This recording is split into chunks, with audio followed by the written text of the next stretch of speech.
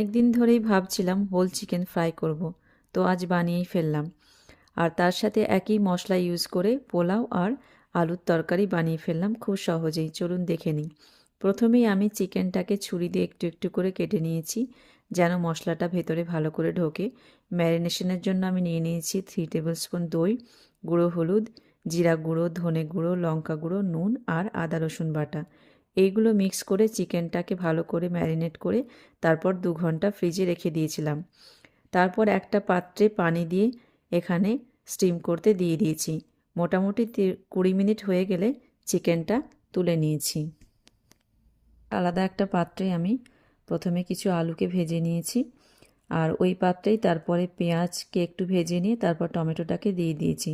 টমেটোটা একটু সেদ্ধ হয়ে আসলে তারপরে চিকেনের যে মশলাটা ছিল সেই মশলাটা দিয়ে তারপর আলুগুলো দিয়ে কষিয়ে নিয়ে তারপরে রান্না করে নিয়েছি, আর নামানোর আগে একটু ধনেপাতা দিয়ে নামিয়ে নিয়েছি।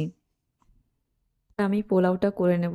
পোলাওয়ের জন্য এখানে আমি পেঁয়াজটাকে হালকা ভেজে নিয়ে তাতে গোটা গরম মশলা দিয়ে তারপরে আবার ভেজানো চাল দিয়ে দিয়েছি। চালটাকে আমি আধ ঘন্টা ভিজিয়ে রেখেছিলাম। তারপরে চিকেন স্টকটা দিয়ে দিয়েছি। স্টক বলতে এখানে চিকেনটাকে যে আমি স্টিম করতে দিয়েছিলাম তারপরে যে পানিটা পাত্রে জমেছিল সেটাই এখানে ইউজ করেছি। আর এখানে যতটা চাল তার ডবল এখানে চিকেন স্টক আমি ইউজ করেছি। তারপরে চালটা 80% হয়ে আসলে তারপরে এটাকে হালকা আছে এটাকে দমে দিয়ে দিয়েছি।